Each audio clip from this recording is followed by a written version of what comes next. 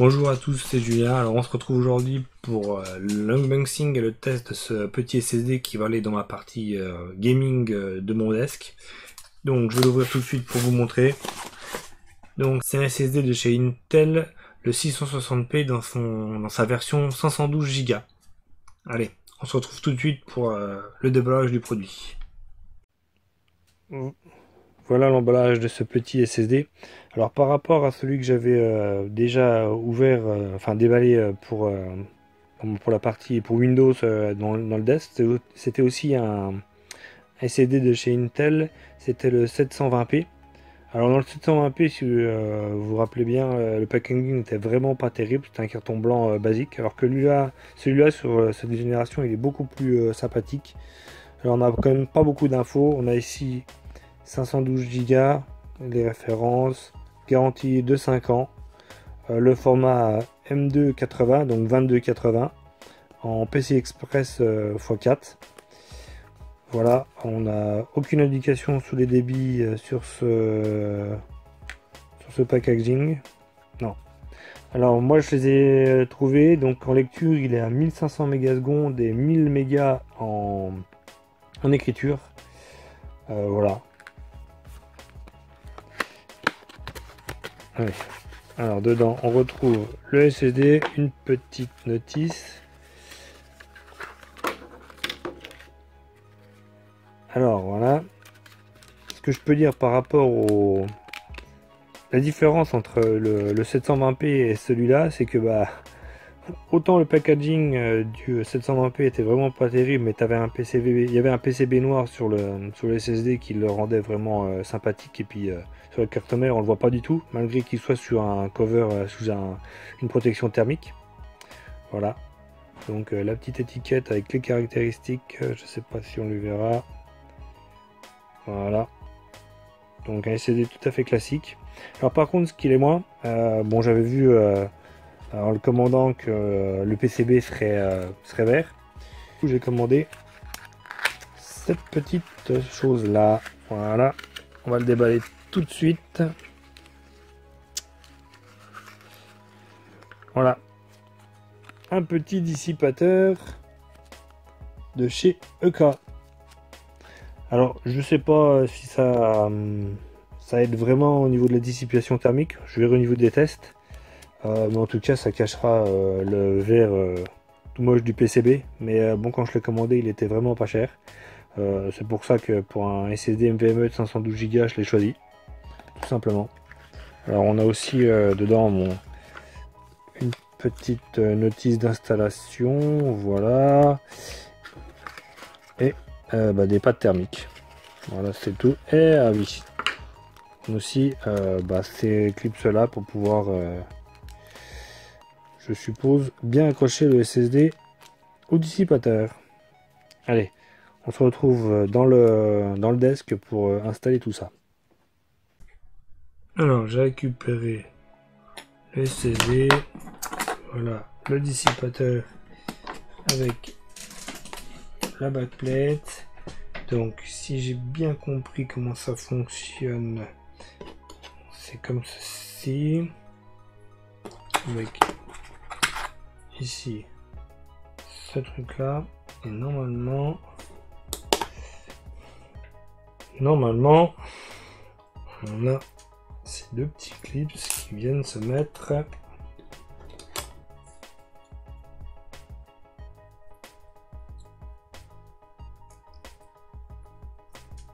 il y en a en coche, d'accord.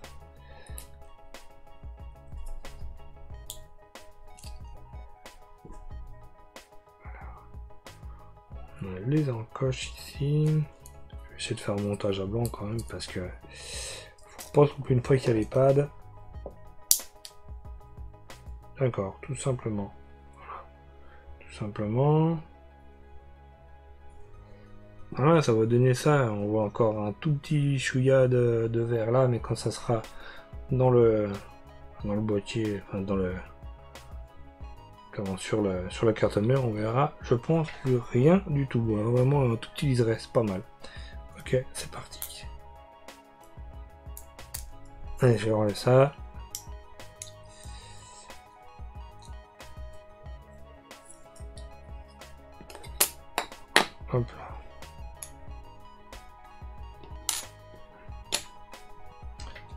Alors les pads. Alors il y a un pad de 1 mm et un pad d'1 cm de 0,5. Alors le plus fin il est en dessous. Ah d'accord. Le plus fin il est en dessous. Okay. Donc sur la partie du dessous, on va mettre ça.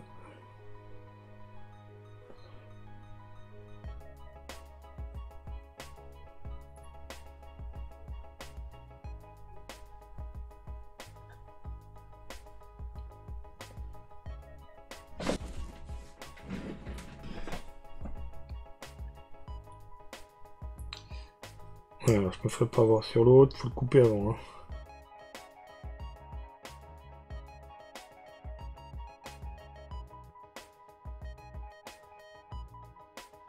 Voilà.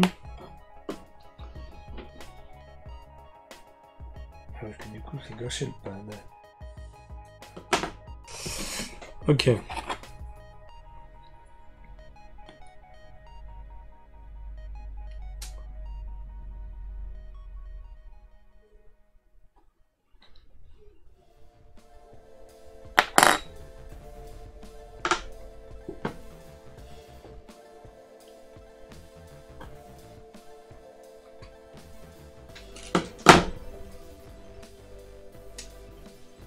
Alors le pad on l'installe sur l'autre côté.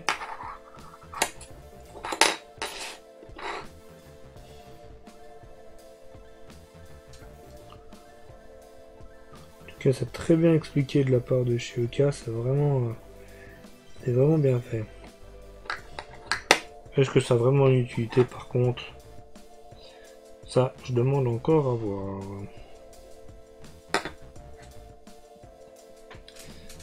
Alors, maintenant, c'est pour de vrai.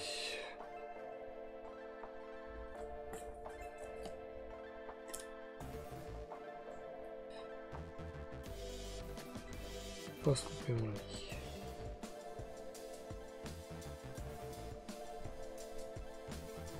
Voilà. Ça reste un peu quand même.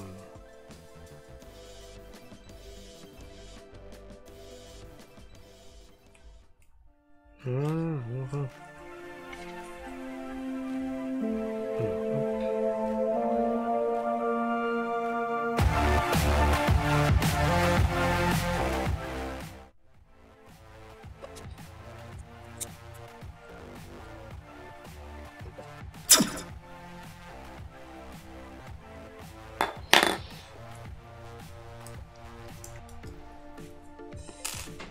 Alors c'est pas si évident que ça.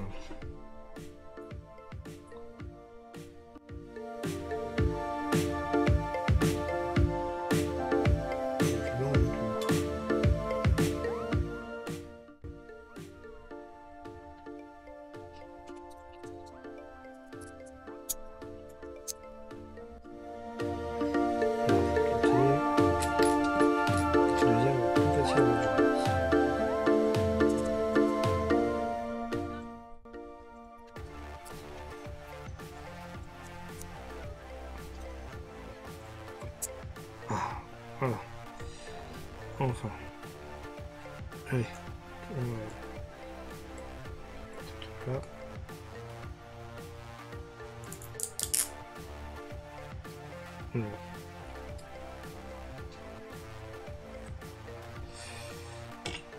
Allez, je laisserai installer sur la carte mère.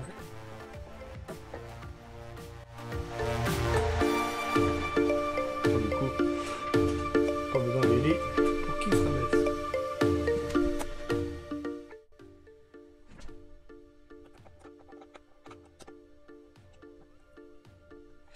Voilà, maintenant je vais faire les tests avec le dissipateur posé.